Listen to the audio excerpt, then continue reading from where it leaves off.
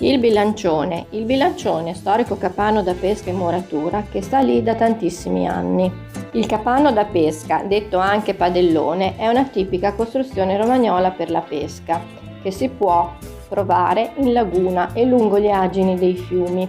Generalmente è costruito in legno, ma questo è ubicato sul confine di Lido Di Savio, di Milano Marittima. È molto caratteristico perché è costruito in mattoni sul molo in mezzo al mare e alla foce del canale Cupa.